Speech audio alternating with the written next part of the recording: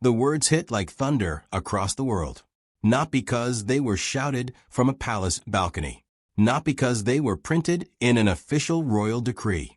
But because they represented something far more powerful, something emotional, symbolic, and deeply personal to millions of people watching the British monarchy unfold in real time. For decades, the monarchy has survived wars, scandals, heartbreak, and reinvention. But nothing captures public imagination quite like the question of who truly represents the future of the crown. And now whispers, dangerous whispers, are spreading. Whispers that suggest a shift, a transition, a moment where the future king, Prince William, is no longer just preparing to inherit the throne, but redefining what that throne will mean. And at the center of it all stands one woman, Catherine, Princess of Wales. Calm, composed, and in the eyes of millions, already their queen. But what does that mean for another woman who fought for decades to secure her place beside the king, Queen Camilla? To understand why this moment feels so explosive, so emotional, and so inevitable, we have to step back and ask a deeper question. Why are we so obsessed with the royal family in the first place? Because the truth is, this obsession isn't new. It didn't begin with Catherine. It didn't begin with William. And it didn't even begin with Camilla.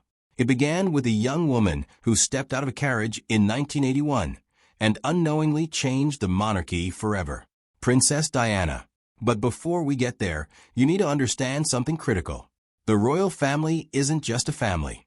It's a story, a living, breathing drama that unfolds in front of billions of people. Every look, every gesture, every silence, analyzed, decoded, turned into headlines. And in today's world, the monarchy no longer lives behind palace walls.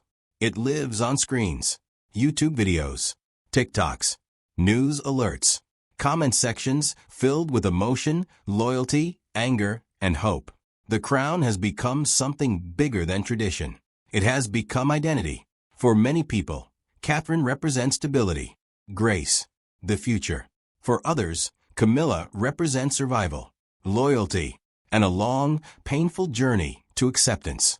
And standing between past and future is William, a man shaped by loss, a man shaped by duty, a man who watched his mother become the most beloved royal in modern history, only to lose her in a moment that froze the world in grief.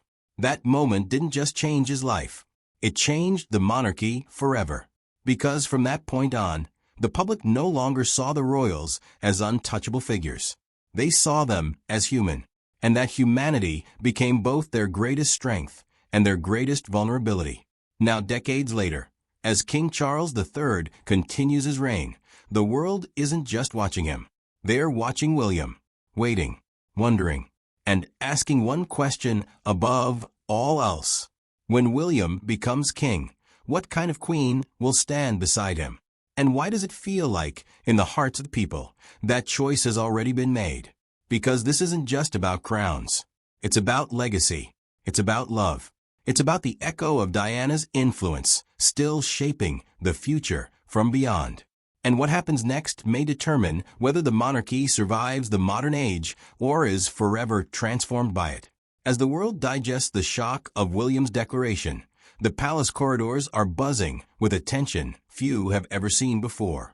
This isn't a ceremonial handshake or a polite nod to tradition. This is a statement, a seismic shift in the balance of power, perception, and public favor. For decades, Camilla has walked the tightrope of royal acceptance. From whispers of scandal to begrudging respect, she carved her path quietly. But William's words threatened to upend everything she fought to secure. The public's reaction has been instantaneous.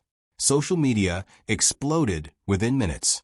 Supporters of Catherine, Princess of Wales, flooded timelines with messages of triumph, calling her the people's queen and the rightful heir of the heart. Meanwhile, defenders of Queen Camilla argue that loyalty, patience, and perseverance are virtues just as deserving of recognition.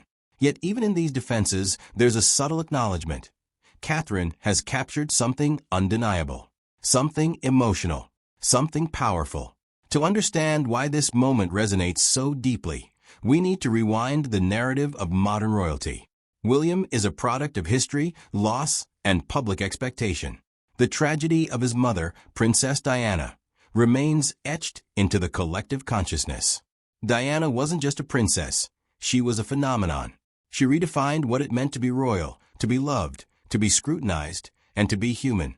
Her charm, her vulnerability, and her relentless compassion created a template for public devotion that no royal, before or after, could ignore.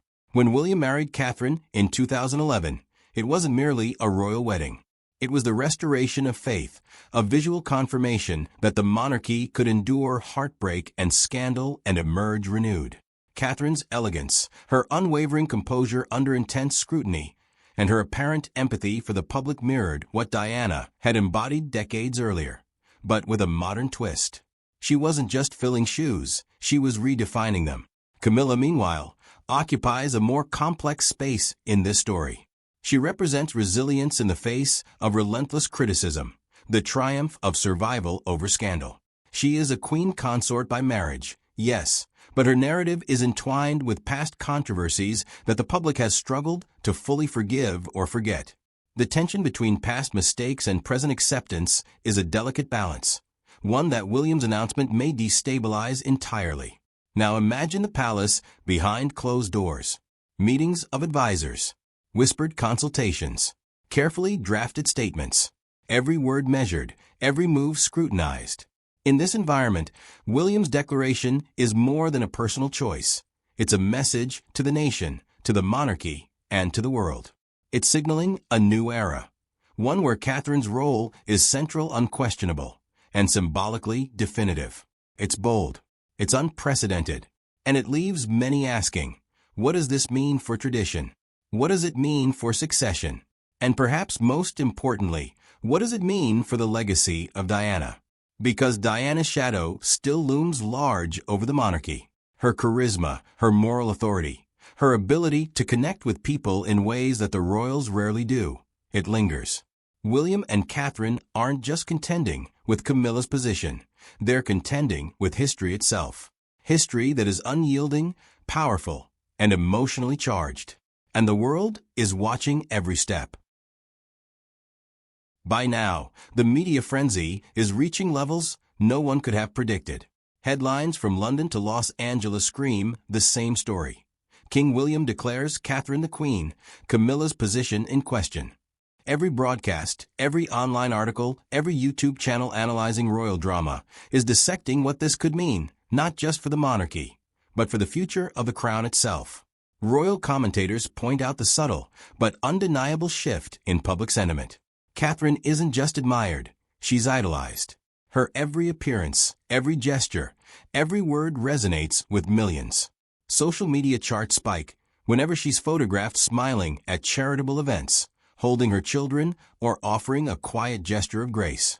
In contrast, Camilla, despite decades of quiet diplomacy, still evokes mixed reactions. Her path to acceptance has been long, measured, and often overshadowed by past scandals. And now, William's public declaration threatens to tip the scales entirely.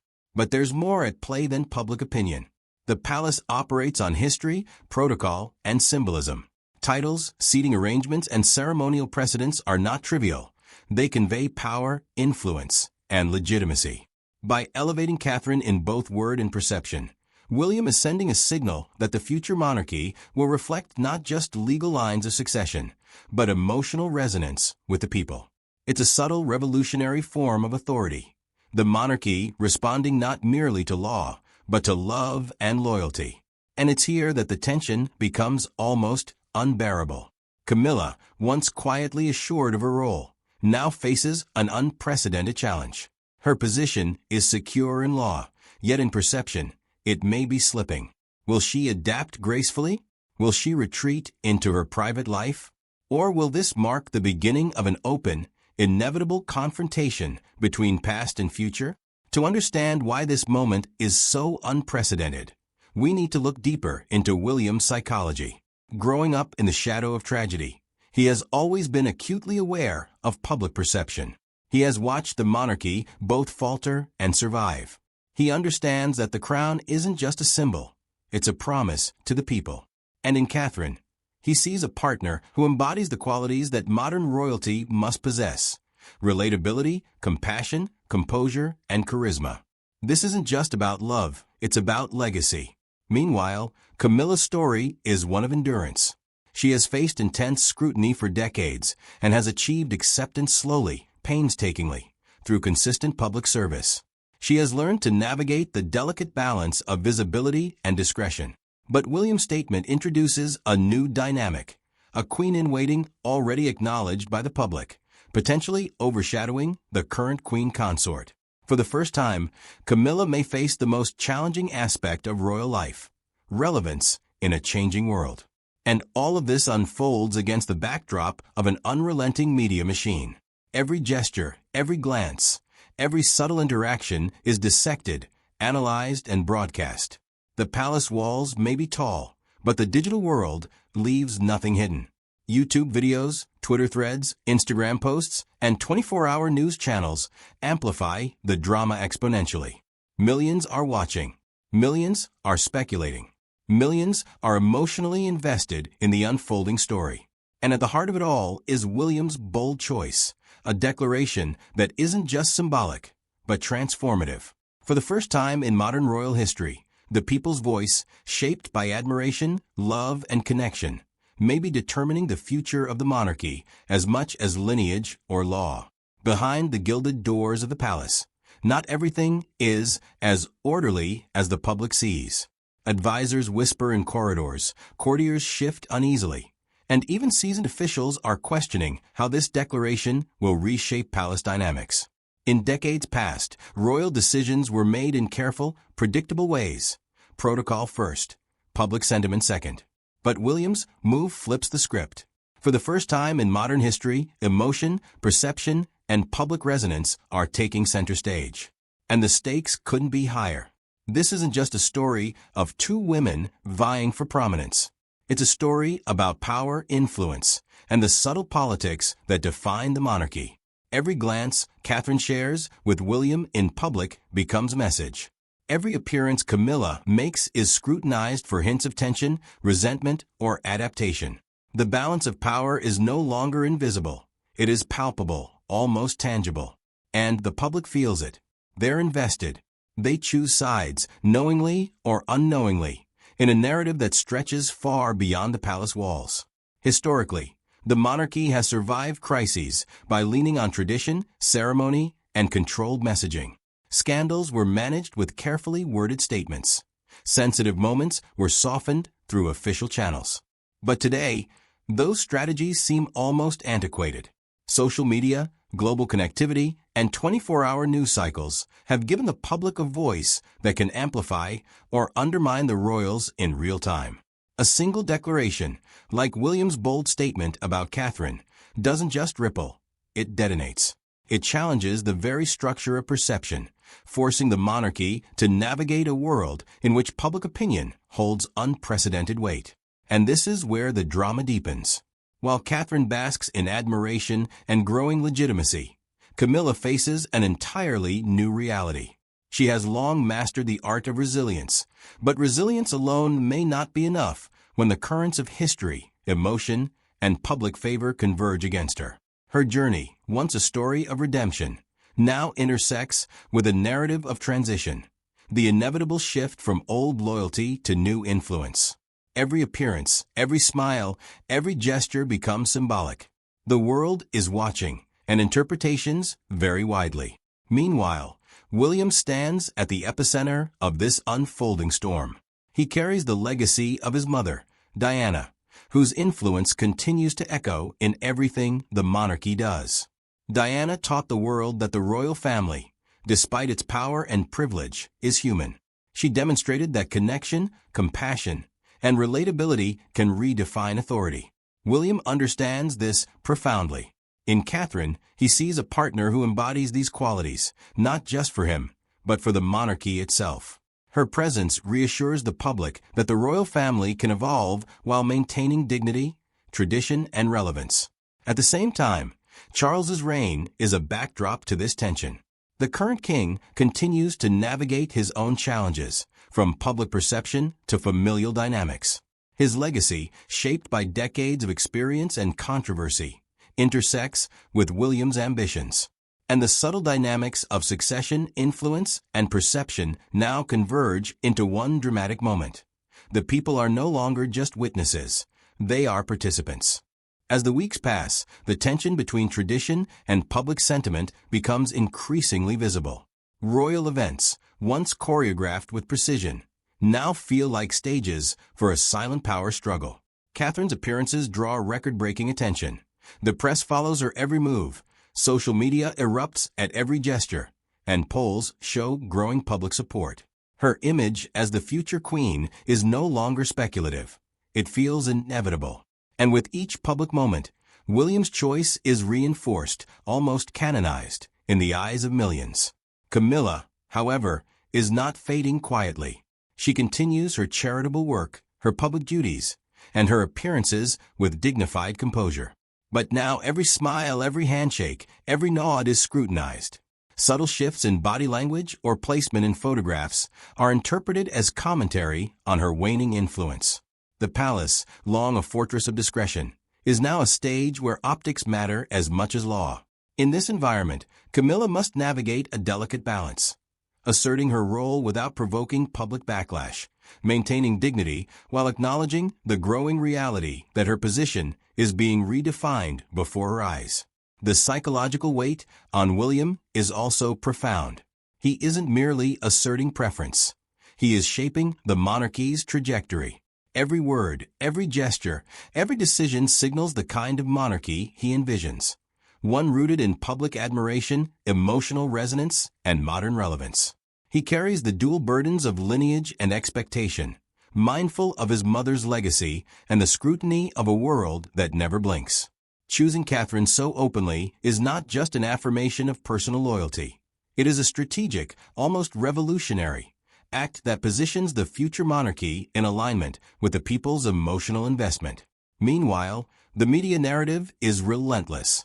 Analysts, commentators, and royal experts dissect every nuance, building stories from subtle cues.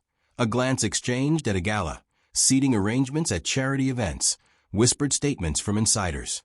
YouTube channels post continuous analysis. TikTok compilations of Catherine's most admired moments go viral, and Twitter threads debate Camilla's influence with fervor. In this digital age, perception is power, and William's declaration has ignited a firestorm of public opinion that few anticipated. Underlying all of this is the enduring shadow of Diana. Her influence, subtle but pervasive, continues to shape the monarchy. William and Catherine's approach to public life, their emphasis on relatability and compassion, and the public's intense attachment to them are all echoes of Diana's legacy. Camilla, no matter her accomplishments, must contend not only with her own history, but with the continuing cultural reverberations of a princess who changed the monarchy forever. And yet, the human dimension remains central. Beyond titles, duties, and public perception, this is a story of relationships, emotion, and identity. William is navigating the intersection of love, duty, and history. Catherine embodies the hopes of a modern monarchy, while carrying the weight of centuries-old tradition. Camilla stands as a testament to endurance, patience, and survival. And the public, captivated as ever, watches a drama that feels simultaneously personal, historic, and cinematic. As tensions rise, questions multiply. Will Camilla's position be reshaped entirely by public sentiment? Can the monarchy adapt without fracturing under scrutiny? And ultimately, who will define what it truly means to be queen in a world that no longer waits for protocol to catch up with emotion?